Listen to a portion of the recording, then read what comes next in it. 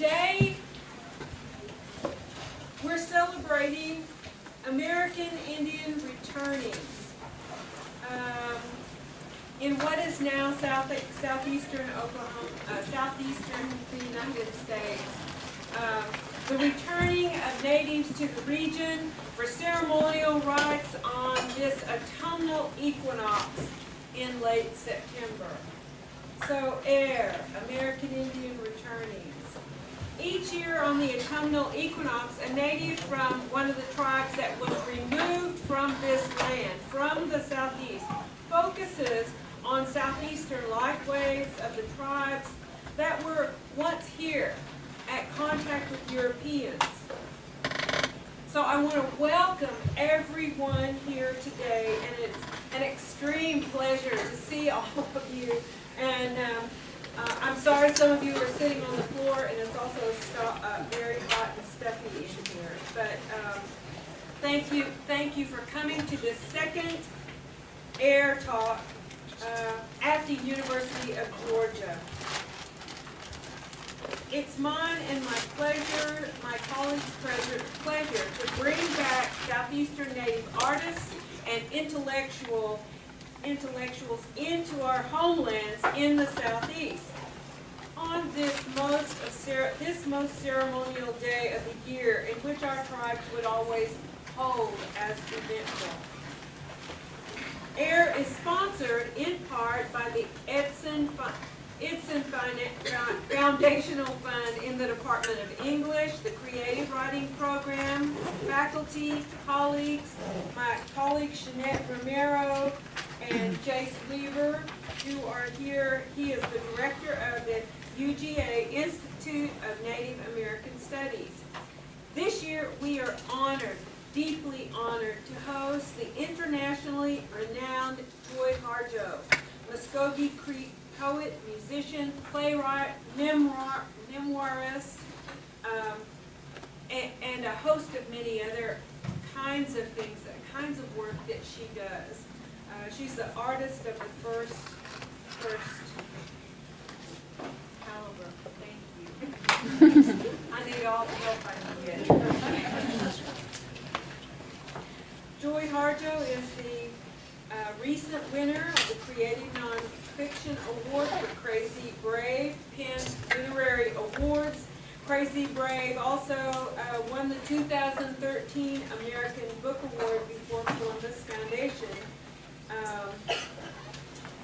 In 2015, Joy received the Wallace Stevens Award for Proven Mastery in the Art of Poetry by the Academy of American Poets. Academy of American Poet Chancellor Alicia Ostager said, quote, "Throughout her extraordinary career as a poet, storyteller, musician, memoirist, playwright, activist, Joy Harjo has worked to expand our American language, culture, and soul. A Muskogee Creek Indian and student of First Nation history, Harjo is rooted simultaneously in the natural world, in earth, especially the landscape of the American Southeast, and in the spirit world. Aided by these redemptive forces of nature and spirit, incorporating native traditions of prayer and myth into a powerfully contemporary idiom, her visionary, justice-seeking art transforms personal and collective bitterness into beauty, fragmentation into wholeness, and trauma into healing. She is a creative master, beloved by artists around the world and Native people. Please join me in welcoming Joy Harjo.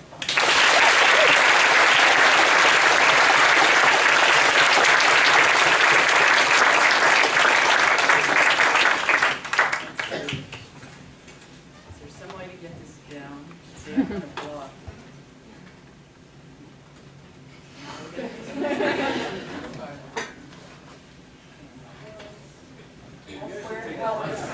Yeah, can you take that off or without it causing a big delay here?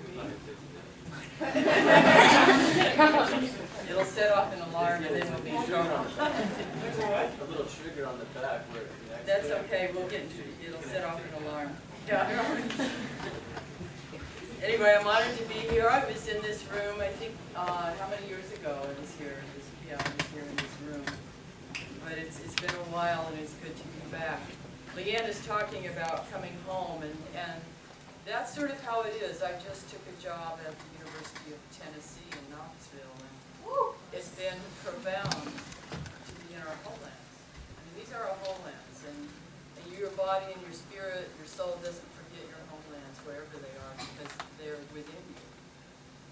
And it's profound beyond words. And I remember coming here for the first time and Jake's brought me here. And I remember the feeling of being profound beyond words to be in our homelands. Because so much of what I think I do, my voice, you know, I serve poetry and music and I serve it. It's not, and so much of it comes from these places. So I'm going to start to honor my language, Muskogee language, from Muskogee, the Muskogee Creek Nation. I'm going to sing a song that was given to me taught me by my cousin Joe Sulphur. We're both related to Menahwe, or in the South they often call him Minowa. We're the 7th generation, and we're still here. There's a lot of us. Yeah.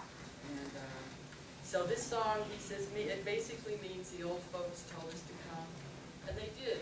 Our old folks told us to come. That's why everybody is here on this earth, because the old folks told you to come. And we're all here dancing and celebrating, and we should be dancing and celebrating, hanging out with each other instead of killing each other and lying to each other and trying to, and acting out of greed instead of on a get-to-go job. So I'm going to sing this song, and then I'm going to go into the poem Sunrise, because sunrise comes out of a time. Think about, you know, there's so many refugees right now in the world, and so many, a lot of us are born of refugees, and those memories are still there. And just thinking about, we all come to that place sometimes inside us where we break,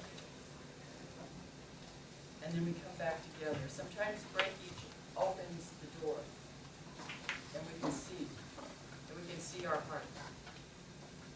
So I'm going to go into this poem. Alena,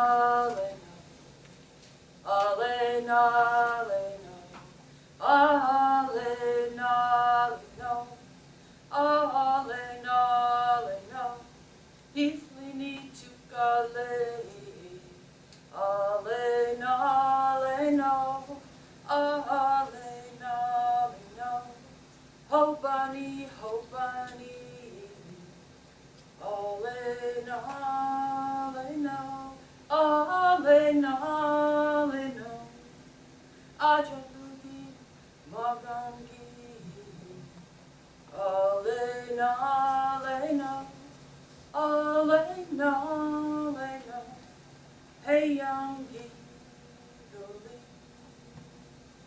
sunrise, as you enter the houses of everyone here, find us.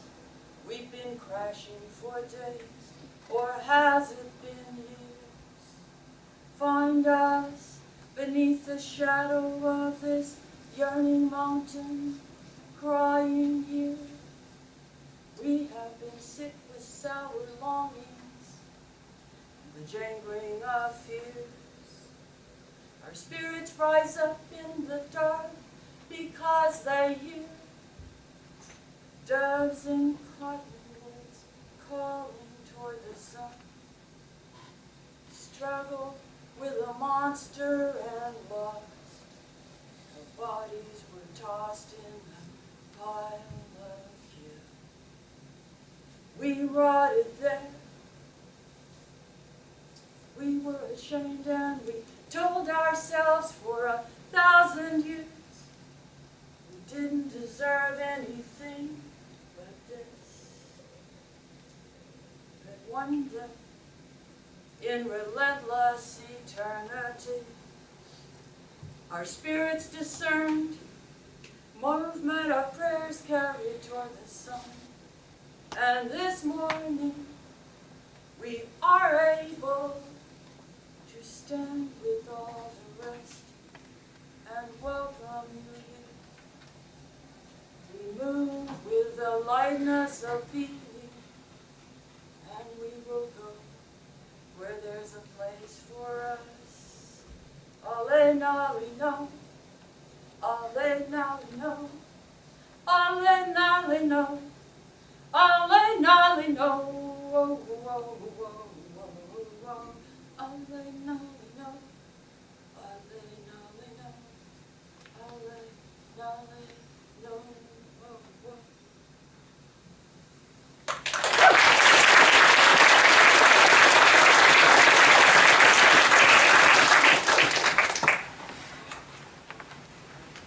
This poem is called, it's a rabbit story. In the Muskogee tradition, we have rabbit stories.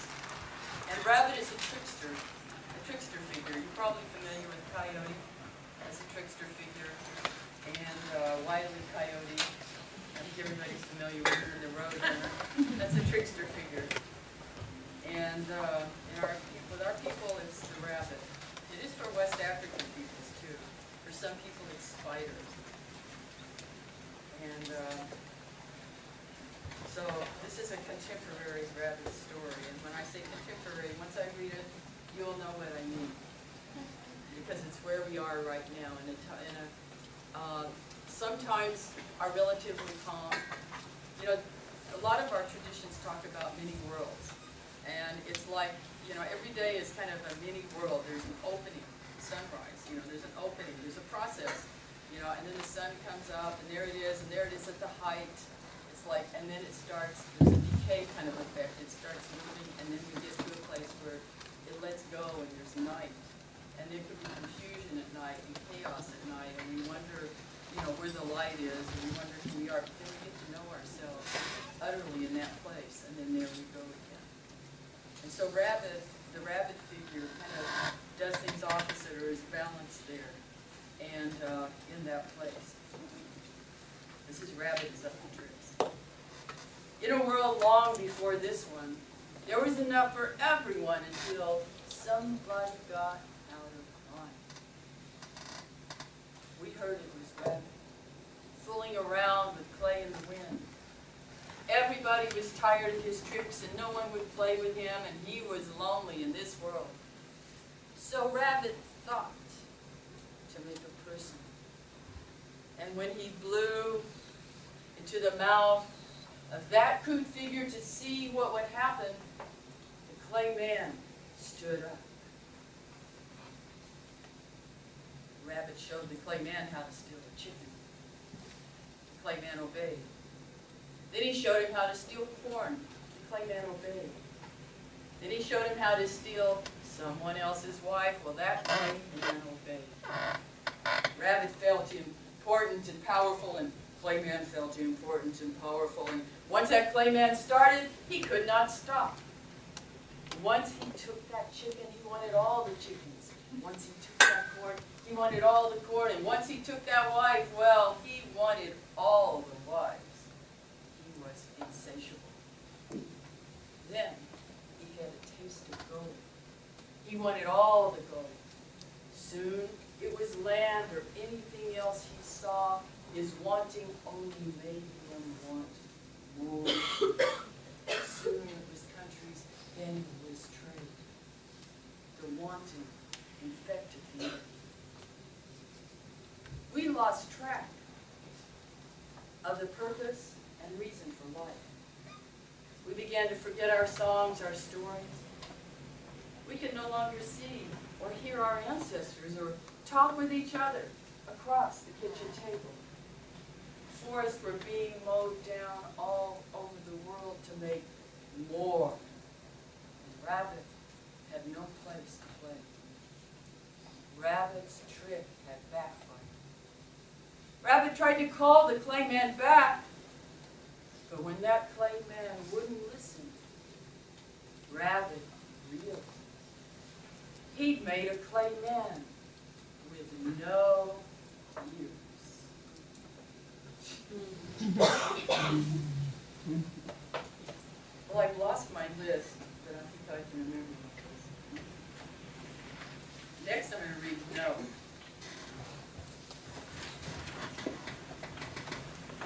My anti-war poem, that I think they're all anti-war poems.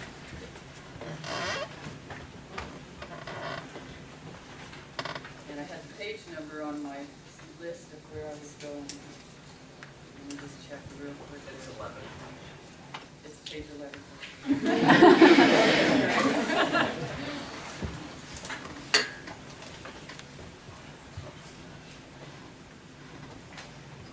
You know, I go through a lot of revisions. I think some people think that poets just, you know, you get an inspiration and you sit down and write it, and there you have a poem.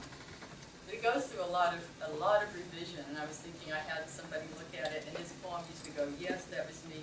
No, they were not my tears, yes. And they said, you should take that off. But no, and it makes it better. No. Yes, that was me you saw shaking with bravery, with a government-issued rifle on my back. I'm sorry. I could not greet you as you deserve, my relative. They were not my tears. I have a reservoir inside. They will be cried by my sons, my daughters, if I can't learn how to turn tears to stone. Yes, that was me, standing in the back door of the house in the alley with fresh corn and bread for the neighbors. I did not foresee the flood of blood, how they would return to kill the babies and me. Yes, that was me whirling on the dance floor. We made such a racket with all that joy. I loved the whole world in that silly music. I did not realize the terrible dance in the staccato voice. Yes, I smelled the burning grease of corpses like a fool. I expected our words might rise up and jam the artillery in the hands of dictators. We had to keep going. We sang our grief to clean the air of turbulent spirits. Yes, I did see the terrible black clouds as I cooked dinner, and the messages of the dying spelled there in the ashy sunset, everyone addressed mother. There was nothing about it on the news. Everything was the same. Unemployment was up, another queen crowned with flowers, and then there were the sports scores.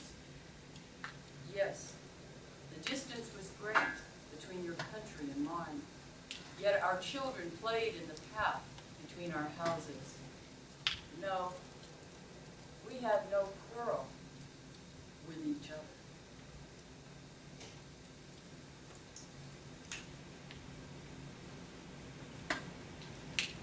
I always remember the first time I read in Georgia, it was in Macon. And I remember thinking, the world seems so black and white. And that to be Native or even say anything, well, there are creeks, there are still creeks, we weren't all, we weren't destroyed just because we were outlawed or we were pushed out. Georgia was the state of Georgia was one of the most, how would you challenge it? That's going to easy. They're the first state that made a law that African people and Native people could not, where they were outlawed in connecting with each other.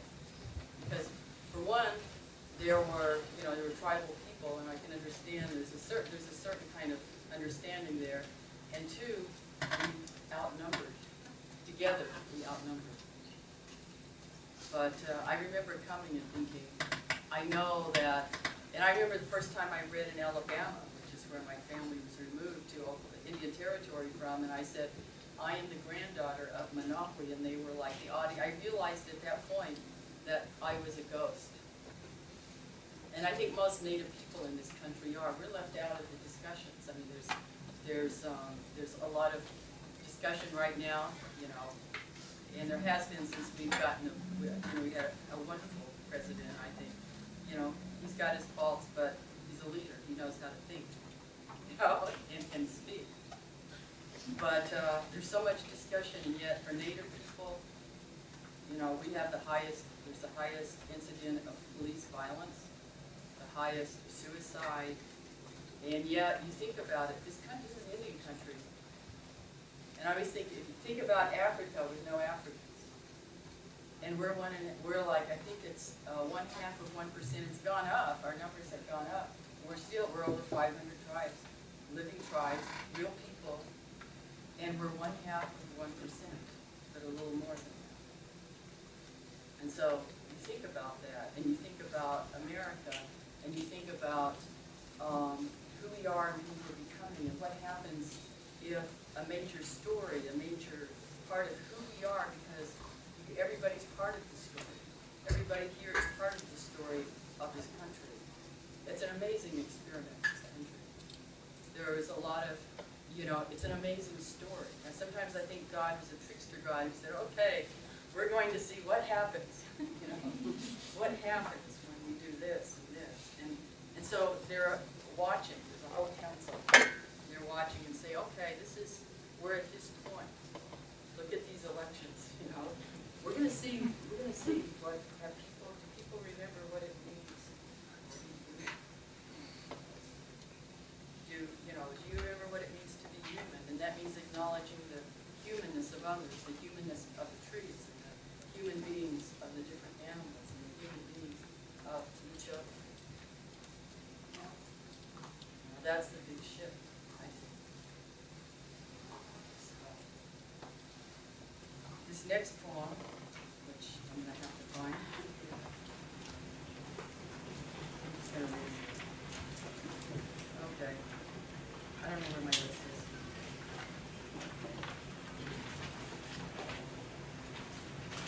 Weird.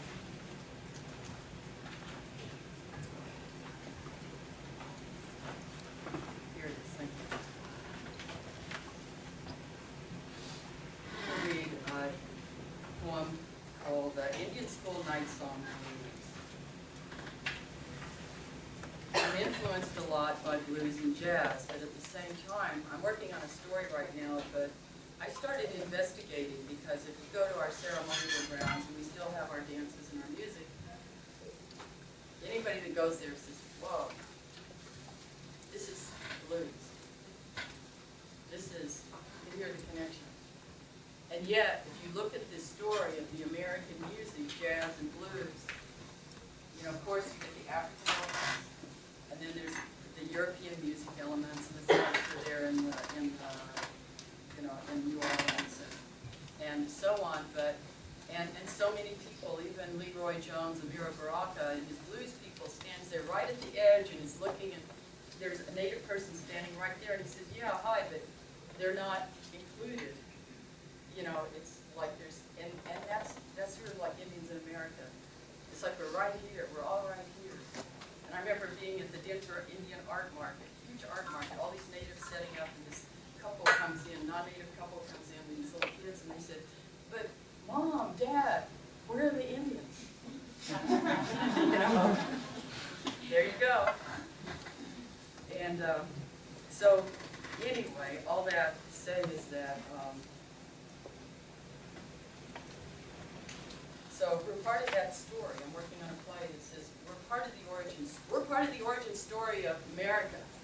We're part of this origin story. We're part of the literary. We have literatures that are oral. I think all literatures are oral. They might be written in books, but they're all oral. They all come from oral traditions. And we're kind of going back to that and so on. I mean, that's the orality. It's there. And so anyway, this is called Indian School Night Song Blues. I won't be singing it to a blues. I'm going to speak it, but we are part of the story. This poem, it's sort of more of a monologue, and it's. I left Oklahoma to go to Indian boarding school, and not like some, I have a son-in-law, an ex-son-in-law who was dragged out of his front yard by Mormons. And a lot of that happened, a lot of that still happens. We still have these cases. A big one just happened in Oklahoma where a little girl was taken from her father.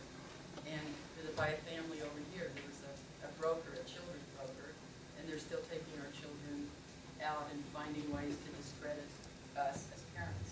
And it's still going on. And this school was a little different because, yes, it was a Bureau of Indian Affairs school, and yes, we had laws, and this was in the late 60s, that said you could get in trouble for speaking your own language, even while, but we also had the incredible teachers in the arts, Indian art teachers, Indians, Native people who were doing their art. So it was a little skitsy, you know, because we had the BIA military system. A lot of the lingo in the school was military, unit restriction, a lot of the, details. You had your detail. A lot of the lingo, the language was military, and yet over here we had teachers that we were all thinking, okay, we're native artists, and even as kids, high school kids, we're native artists, and a lot of us came from family of artists, and so I'm thinking, okay, like I'm a Skokie, so I love Jimi Hendrix. Well, Jimi Hendrix is half of it too, and so is Charlie Parker, and a lot of these people. Charlie Patton was Choctaw, so there was. So how do I make an art that even as kids we could say, even as we were dealing with sadness and drugs and alcohol and all of this, it's like, how did the art holds the spirit of the people, and we see that. So how do we make an art that has relevance to my generation, just like you guys are thinking, like your poetry. Your poetry is different than our generation's poetry, but you come about language differently. You have a sense, what I've seen, because I've been reading poems, over 300 books since April, because I'm a judge on this contest, it's like I'm looking at it, and I'm looking at this. I did it because I wanted to see the strata of American poetry. What is going on? What are people saying? What I see some beautiful souls. I see poetry is still poetry, but I also see a lot of breakage.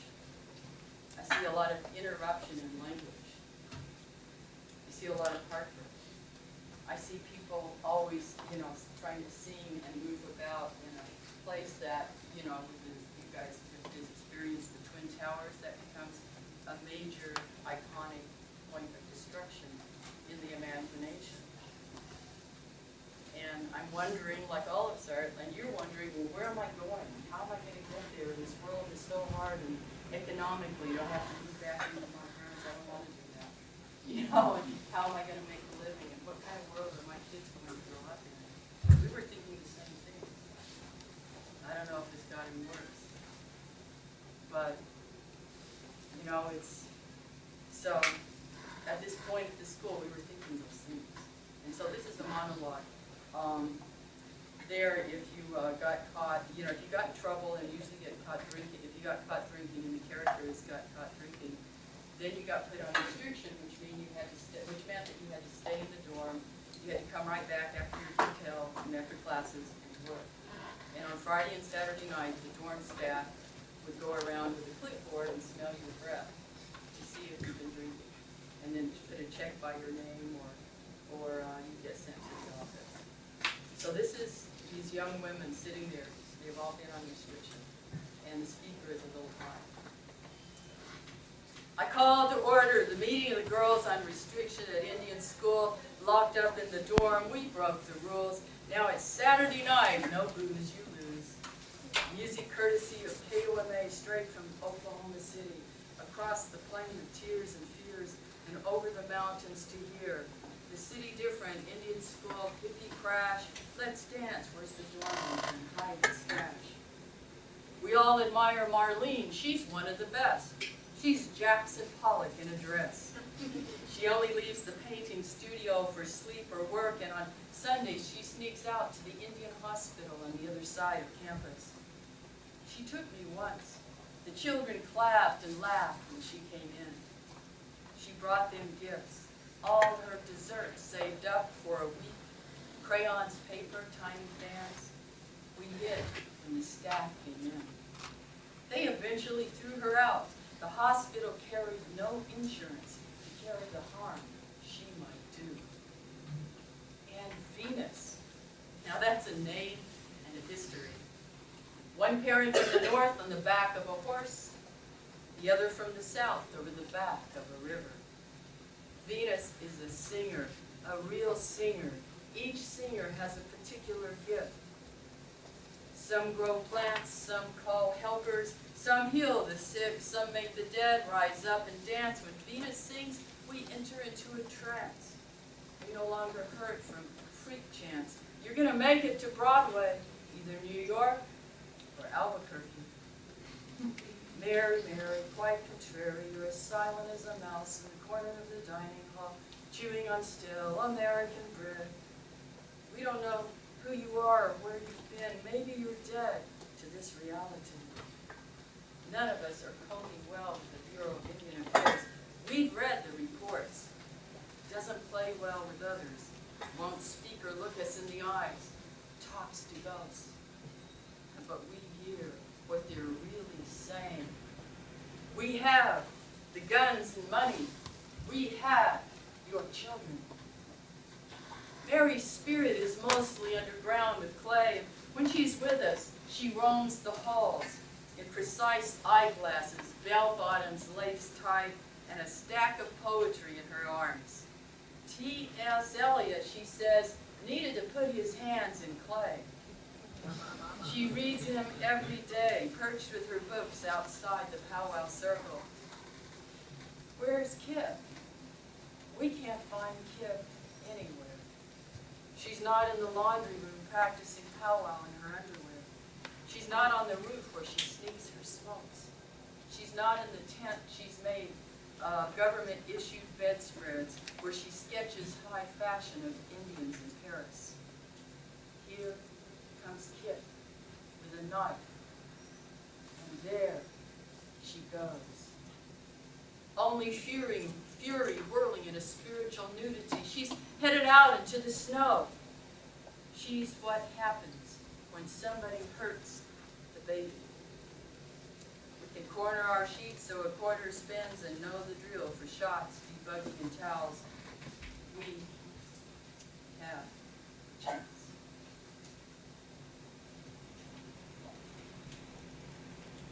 Okay.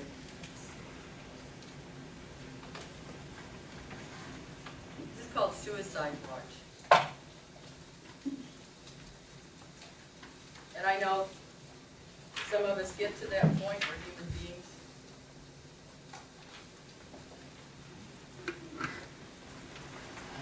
and it's odd that, I mean, it's so strange to watch how this culture has become a drug culture, and how much the drug cultures, I mean, drugs, I suppose, some of them can be harmful. Aspirin comes from willow trees, you know, that's a drug, and so on. But sometimes I've learned that those depressant, I don't take them, but I've heard a lot of stories, and I've been researching because of this play, which I'm working on, in which the main character is their suicide, native suicide in it, and then a lot of those drugs make people even more depressed, and so on. But this is called Suicide Watch, and it's epidemic, you know, with our young people. 1, I was on a train stopped sporadically at checkpoints. What tribe, what nation, what race, what sex, what unworthy soul. 2, I could not sleep because I could not wake up. No mirror could give me back what I wanted. 3, I was given a drug to help me sleep, then another drug to wake me up. Then a drug was given to me to make me happy. They all made me sadder. 4, death will gamble with anyone. There are many fools down here who believe they will win. 5, no, said my teacher, and we all have teachers. You can continue to wallow, or you can stand up here with me in the sunlight and watch the battle. 6, I sat across from a girl whose illness wanted to jump over to me. No, I said, but not aloud. 7, we will always become those we have ever judged or condemned. 8, this is not mine. It belongs to the soldiers who raped the young women on the Trail of Tears. It belongs to Andrew Jackson. It belongs to the missionaries. It belongs to the thieves of our language. It belongs to the Bureau of Indian Affairs. It no longer belongs to me. 9. I became fascinated by the dance of dragonflies over the river. I found myself first there. This morning I pray for my enemies. And whom do I call my enemy? An enemy must be worthy of engagement. I turn in the direction of the sun and keep walking. It's the heart that asks the question, not my furious mind. The heart is the smaller cousin of the sun. It sees and knows everything. It hears the gnashing even as it hears the blessing. The door to the mind should only open from the heart. An enemy who gets in risks the danger of becoming a friend.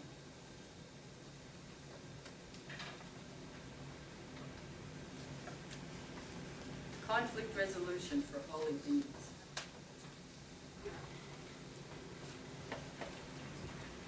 This poem came about, I was getting ready to go to Washington, D.C., and I was dealing with a few conflicts.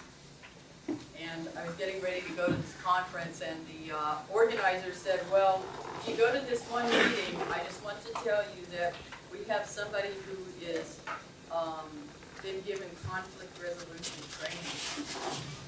You know that he might be a little full. So I looked it up. I mean, I know what conflict resolution is, but I looked it up. I couldn't see what would happen, and then these came up, and I decided to write this poem because I was dealing with one.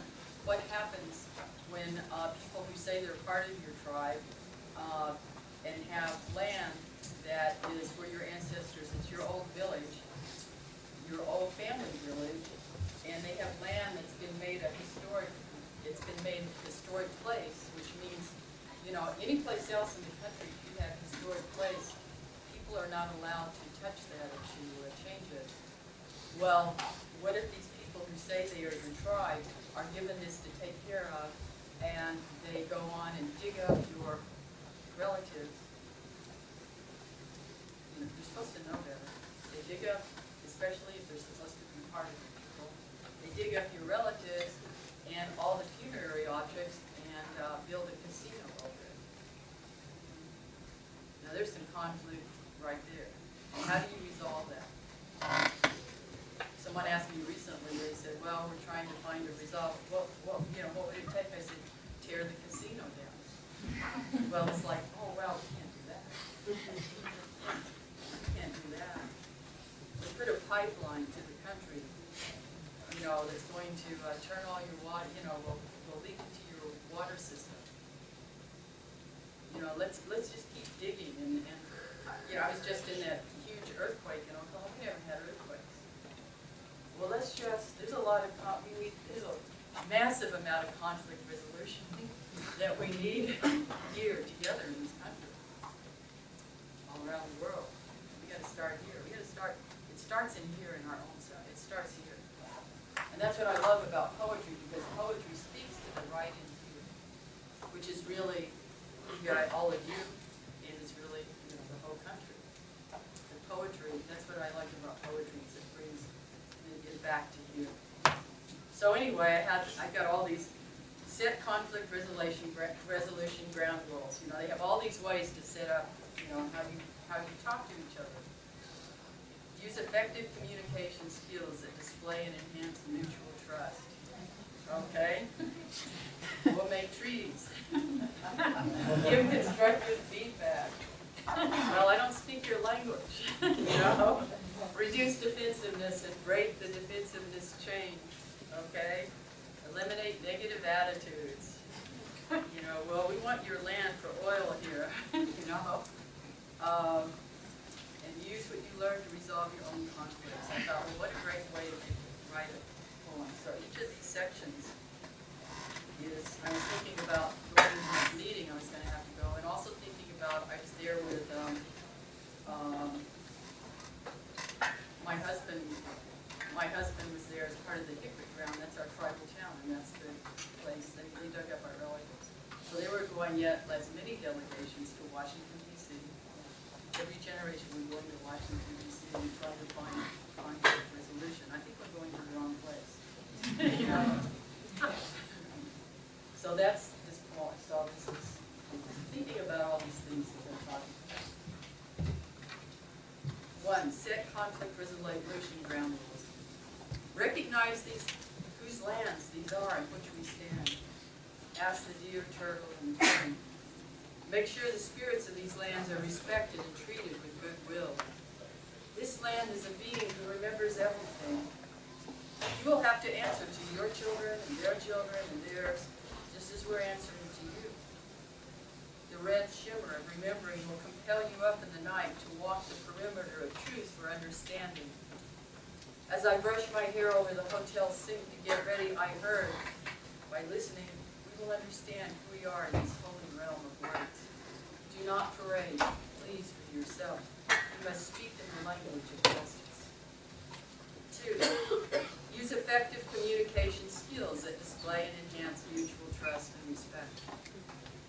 If you sign these papers, we will become brothers. We will no longer fight. We will give you this land and these waters as long as the grass shall grow and the rivers run. These lands and waters they gave us did not belong to them, to give. Under false pretenses we signed. After drugging by drink we signed. With a mass of gunpowder pointed at us we signed. With a flotilla of warships at our shores we signed. We are still signing. We have found no peace in this act of signing. A casino was raised up over the gravesite of our ancestors. Our own distant cousins pulled up the bones of grandparents, parents, grandchildren from their last sleeping place. They had forgotten how to be human beings. Restless winds emerged from the earth when the graves were opened, and the winds went looking for justice. If you raise this white flag of peace, we will honor it. At Sand Creek, several hundred women, children, and men were slaughtered in an unspeakable massacre after a white flag was raised. The American soldiers trampled the white flag in the blood of the peacemakers. There is a suicide epidemic among Native children. It has tripled the rate of the rest of America. It feels like wartime, said a child welfare worker in South Dakota. If you send your children to our schools, we will train them to get along in this changing world. We will educate them. We have no choice. They took our children. Some ran away and froze to death. If they were found, they were dragged back to school and punished. They cut their hair, took away our language until they became as strangers to themselves as they became strangers to us. If you sign this paper, we will become brothers. We will no longer fight. We will give you this land and the waters in exchange as long as the grass shall grow and the rivers run. Put your hand on this Bible, this blade, this pen, this oil derrick, this gun, and you will gain trust and respect with us. Now we can speak together as one. We say, put down your papers, your tools of coercion, your false promises, your posture of superiority, and sit with us before the fire. We will share food, songs, stories, and poetry. We will gather beneath starlight and dance and rise together at sunrise to eat. The sun rose over the Potomac this morning over the city surrounding the White House. It blazed scarlet, a fire opening truth. White House, or Chogohutki, means the house of the peacekeeper, the keepers of justice. We have crossed this river to speak to the white leader for peace many times. Since the settlers first arrived in our territory and made this their place of governance. These streets are our old trails, curved to fit around trees. 3, give constructive feedback. We speak together with this trade language of English. This trade language enables us to speak across many language boundaries. These languages have given us the poets. The 1957 Chevy is unbeatable in style. My broken down one-eyed Ford will have to do. It holds everyone, grandma and grandpa, aunties and uncles, the children and the babies, and all my boyfriends. That's what she said anyway, as she drove off for the 49 with all of us in that shimmying wreck. There would be no place, this would be no place without blues, jazz, Manado. Thank you to the Africans and Europeans sitting in, especially Adolphe Sax with his saxophones. Don't forget that at the center is Muskoka ceremonial circles. We know how to swing. You might try dancing theory with a bustle or a jingle dress or a turtle strapped around your legs. You might try wearing colonization like a heavy gold chain around a pimp's neck. Reduce defensiveness and break the defensiveness chain. I could hear the light beams as they entered every cell. Every cell is a house of the God of light, they said. I could hear the spirits who love us stop dancing. They were dancing as if they were here, and then another level of here, and then another and another, until the whole earth and sky was dancing. We are dancing, they said. There was no there. There was no I or you. There we were as if we were the music. You cannot legislate music to lockstep, nor can you legislate the spirit of the music to stop at political boundaries. This is about getting to know each other.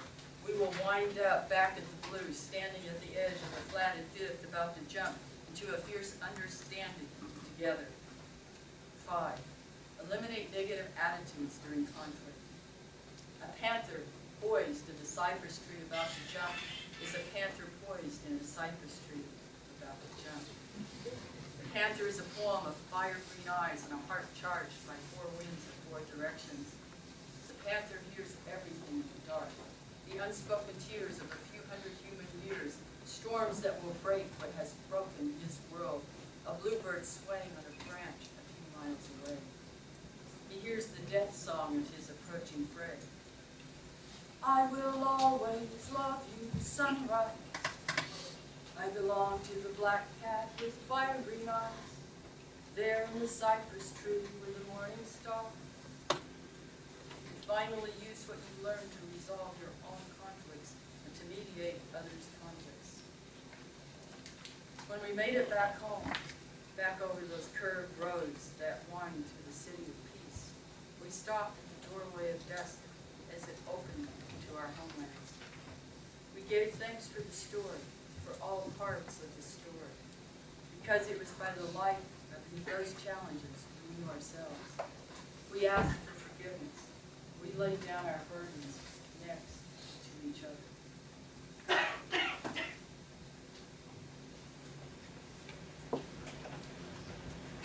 Maybe I should close with,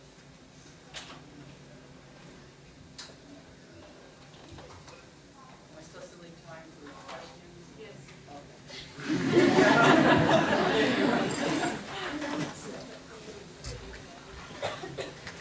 What's that? People are, they should know why you're reading. Yeah, so maybe read at the end of the poem. And I could use some longer too. I got some. Yes, I got some. Okay, thank you. See, we didn't have water in bottles when I was growing up. At least we have water. Is that crucial, actually?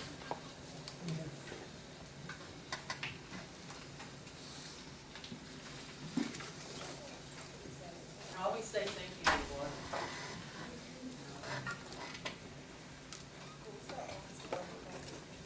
Conflict resolution. So I think I'll end with this one. The thinking about dust is called equinox. And we're all here together. We're all in a ceremony together because there's sunrise. We watch all the animals, and even you can see the trees respond because we actually drink water, and we also drink light. And you don't think about that, do you? But you drink light. We're actually kind of solar cells, if you want to think about it at another level. We also feed off each other, our energy. We can help each other, or we can make things very difficult for each other. And so if you're drinking light, then it makes sense to go out in the morning. When is the most powerful time of light? Is when that sun hits that horizon. So there's an angle. This is scientific too. So there's an angle, and that light hits and it moves. It's so beautiful. It's just nice to be there. And at that point, it's good. And you notice the people who know things, they all get up. They either stay up all night and they're up at sunrise,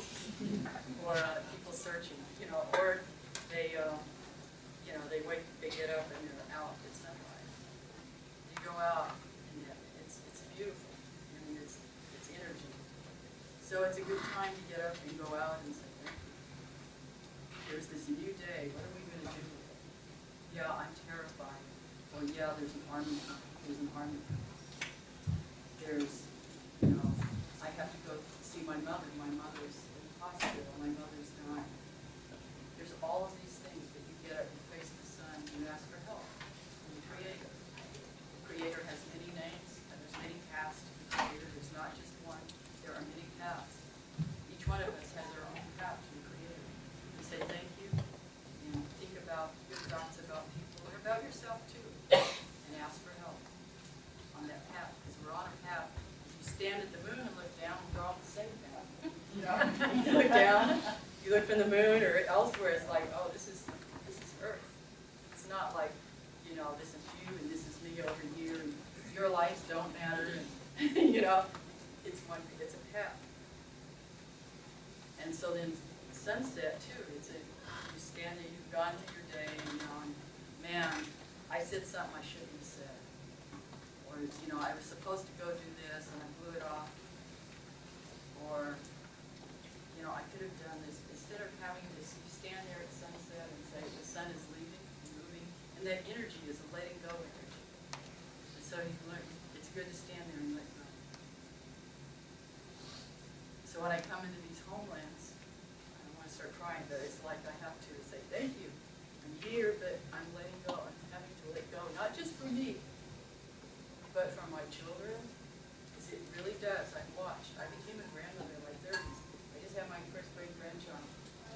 Is that, when you do these things, you're doing them not just for you, but you're doing them for the person sitting next to you. You're doing it for your children. They're all our children. This guy's my child. All of you guys, because that's what the old people used to do. I heard this from the old people who are no longer around. It's not something I'm coming up with. I don't know anything. It's, they're all of us. So when you stand there and you ask for forgiveness and you let go, you're letting go not just for you, but for everyone. Make it and so this poem, when we close with this, I want to say, Mado, that's a Creek word, now you say Mado, it means thank you. And I want to say Mado to my friend, sister, Leanne Howell back here. Sometimes the Choctaws are our enemies. See, conflict resolution. And Mado, where did Jace go? Anyway, to Jace, and there's a lot that goes into putting something like this together, and to all you guys who be here. My husband, Owen Sepulpa, over here, who inspired this book. It's like this book came from going home. Conflict resolution came from being able to go back home. I went home. I left. I went to Indian school because I was an artist, and I was with other young Native artists, and then I stayed away. Oklahoma's hard. We were moved there. You still feel that stuff. You come back and oh my God, this is home. But that's how this book comes out. And equinox, we are equinox. This poem is called Equinox. It's about us being at a spring that is balance. It represents balance in the world. And so this poem is about standing there with my soul. We're always there with our soul. We don't always think about it. You're there with your soul. It kind of larger than thinking about what I needed to let go. So thank you, Meadow, and to the spirit of poetry. And the saxophone. I didn't read all my saxophone poems, so bring my home, but it's here. I must keep from breaking into the story by force. If I do, I will find a work club in my hand, and the smoke of grief staggering toward the sun, your nation dead beside you. I keep walking away, though it has been an eternity, and from each drop of sun brings out sons and daughters and trees, a mountain of sorrows, of songs. I tell you this from the dusk of a small city in the north, not far from the birthplace of cars and industry. Geese are returning to mate, and crocuses have broken through the frozen earth. Soon they will come for me, and I will make my stand before the jury of destiny. Yes, I will answer in the clatter of the new world. I have broken my addiction to war and desire. Yes, I will reply. I have buried the dead and made songs of the blood, the mirror,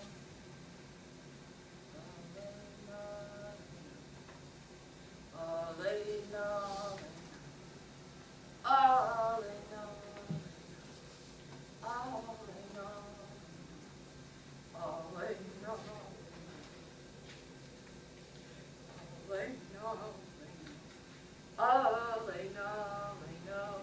Idli